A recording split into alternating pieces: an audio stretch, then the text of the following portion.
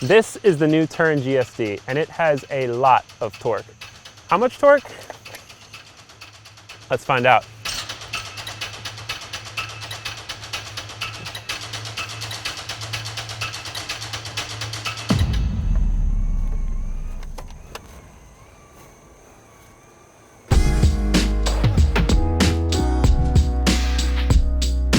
Now, we like to throw around the idea of a bike that can allow you to leave your car in your driveway more often, or even sell it altogether. But the reality is that many of us are accustomed to using cars to get stuff done, and most bikes fall short because they aren't enough like cars. In the best way possible, the new Tern GSD, aka Get Stuff Done, is the most car-like e-bike, and that makes it the most legitimate car replacement we've ever seen. Now, this top-end GSD R14 will run you $8,400, but the entry-level model thankfully starts at $4,600.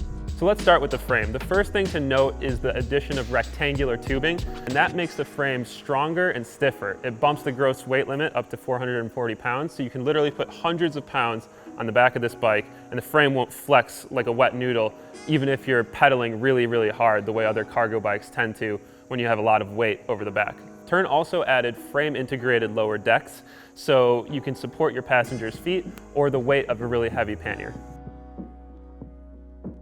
Like the old bike, the handle post, as Tern calls it, folds down to get out of the way when you store the bike on its rear end. The stem also uses two quick release mechanisms that allow you to easily adjust the position without using tools. So you can share the bike without having to wrench on it to make it fit you every time you want to go riding. The next big upgrade is the addition of a suspension fork, which gives you 70 millimeters of travel, a preload adjustment, and a lockout. And you also get a suspension seat post from Cane Creek, and you can even adjust to the density of this insert here to adjust how much seat suspension you have. Now, the motor is Bosch's new cargo line, gives you pedal assistance up to 4 times your input and up to 85 Newton meters of torque. To put that in context, that's almost half as much torque as the 4-cylinder engine in my 2006 Honda Accord. The result is that this thing absolutely flies up hills, but we'll showcase that later because there's a lot more exciting bits to the new GSD. First up is the ABIS wheel lock.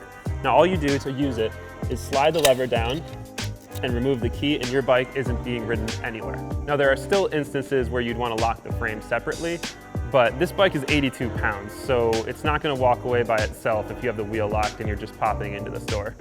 Lights are becoming a standard feature on most commercial e-bikes nowadays, but the GSD's lights are better.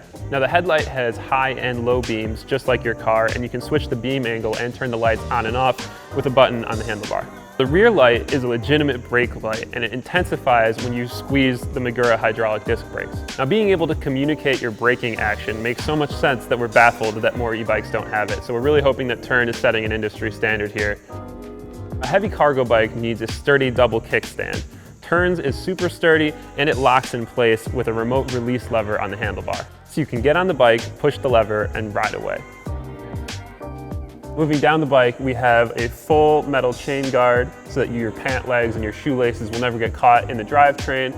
We also have a wheel guard so that your passengers' feet, especially little kids' feet, won't get caught in the rear wheel. The massive panniers don't come with the bike, but they do hold 52 liters each, and they keep all your stuff dry in the rain. They're among a long list of accessories that includes a front rack, child seats, seat pad, and much, much more.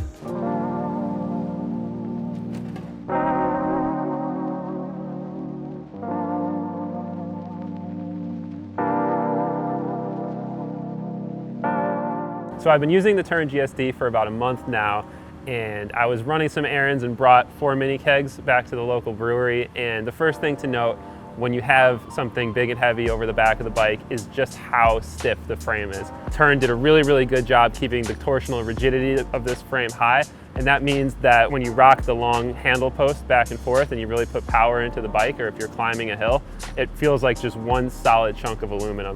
We're also rocking 20-inch wheels, which are really durable and high puncture resistance. The upside to the 20-inch wheels is that they give the bike a lot of maneuverability and they keep the center of gravity low to the ground. It's a lot less tippy than a bike with 26-inch or 700C wheels that's loaded down.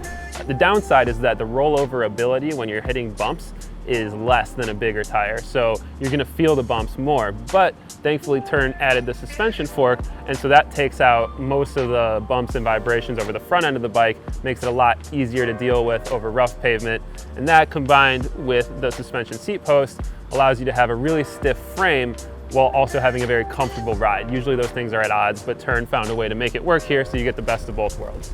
The GSD in all of the various models is a Class 1 e-bike. That means it tops out at 20 miles an hour and there's no throttle. That gives you more access to bike lanes and trails and even roads in some states than the other Class 2 and 3 e-bikes that may have throttles or a top speed of 28 miles an hour. That's good from an accessibility standpoint. Sometimes I do wish that they made a Class 3, especially with this $8,400 bike. It would be nice when you feel like the bike is super stable at 20. It would be cool if it went a little bit faster, especially when you're covering long distances. Drivetrain is a combination of a roll-off 14-speed internal gear hub and a Gates carbon belt drive. The first thing is the roll-off hub. It has a bunch of planetary gears inside of it that allow you to have 14 speeds encased in a hub, which is a ton for an internal gear hub. And it's actuated by 2 buttons on the right-hand side of the handlebar. That's a really, really slick setup. It's low maintenance. All you have to do is change the oil every 5,000 kilometers. That being said, it does add a lot of cost to the bike. And there are a lot of e-cargo bikes that do really well with chain drives. The base model uses a Shimano Dior chain drive system. And personally, I would probably be okay with that. I feel like I can shift almost quicker with the chain drive rather than going through all the various speeds of the hub. This model is the R14. It's admittedly very expensive at $8,400, and that price comes largely from the 2 500 watt-hour Bosch batteries, the Gates carbon drive, and the roll-off speed hub. But thankfully, you don't have to spend that much money. The base model, the S10 with the Shimano Dior chain drive and 1 battery, starts at $4,600. Personally, that's the one I'd pick. So that's the new Tern GSD, the bike that we think is the best option to replace your car. Now, are you ready to replace your car with an e-cargo bike, or are you sticking to your 4 wheels? Let us know in the comments, and don't forget to subscribe so that you can see the latest videos from bicycling.